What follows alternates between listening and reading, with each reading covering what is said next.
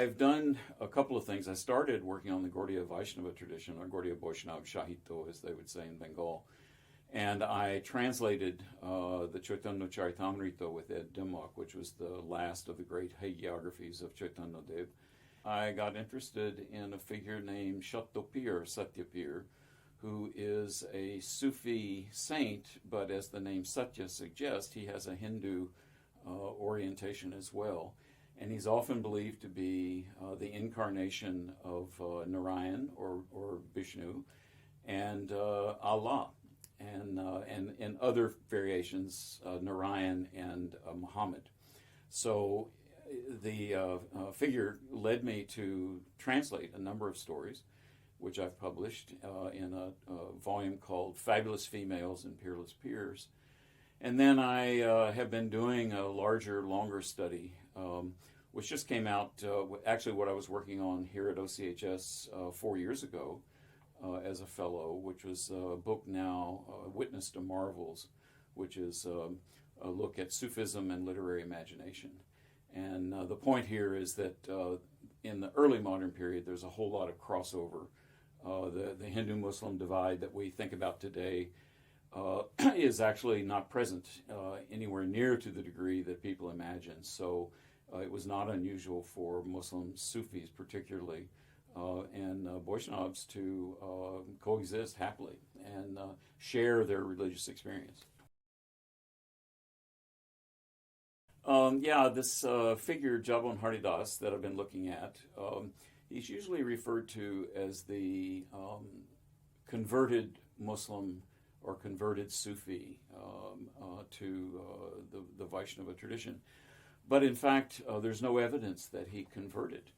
And so he was a practicing Chishti, and his specialty was chanting the names of God.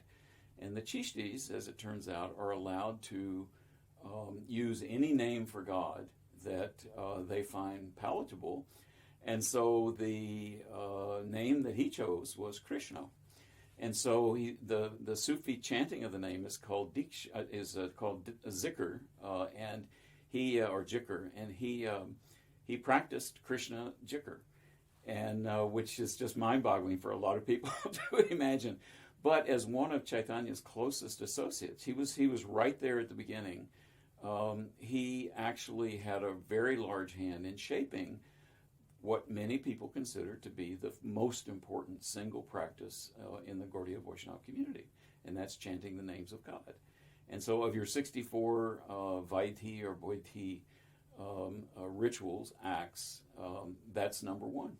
And it really stands in for all the rest. So in that sense, it's to have a Sufi, teaching the Vaishnavas how to chant the name of God is really remarkable when you stop and think about it.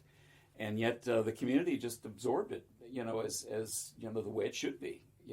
He shared with us insights into what to do, and they've done it, amazingly well.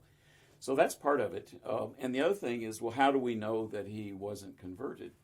Well, first of all, there was no such thing as conversion back then.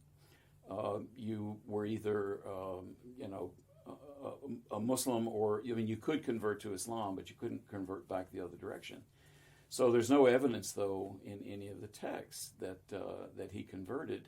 And this is important because when he died, they took his body, washed it in the ocean, buried it, built a mound over it, put a fence around it, and covered it with a green cloth. And that's a Sufi darga right there, which is confirmation of the fact that he never was a Vaishnava. He was in Lecho, so he couldn't go to the temple in Puri with Chaitanya and company, but they would bring Mahaprasad to him.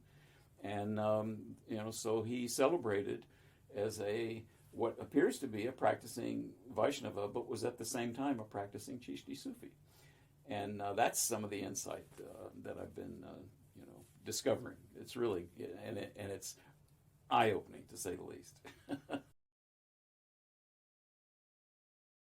The sort of, how can I put this, the subtle analysis of the nature of love, of prem, is probably better articulated by the Gauḍīya Vaiṣṇava community than any other group. And in fact, many of the North Indian communities, in fact, South India today as well, will follow the lead of Rupa Goswami and some of the other theoreticians. But I think it really touches on a kind of universal theme, and it has strong analogs with the Sufi community, with the notion of ishq, for instance, where prem and ishq are equated in many of the early writings. And I think it really contributes to just simply a better understanding of what it means to be alive in this world, and what really is important. And you're dealing there with the biggest questions that you can possibly ask. So, well, it gives you contact with all the scholars in the field who are working in the area. It gives you access to the libraries, and the library here actually at OCHS often is far richer than the BOD, believe it or not. So it's really a treat to be able to just walk in and get anything that I need. And I'm a textual scholar, so everything is early modern, 16th, 17th, 18th century. So it's almost ideal in that regard.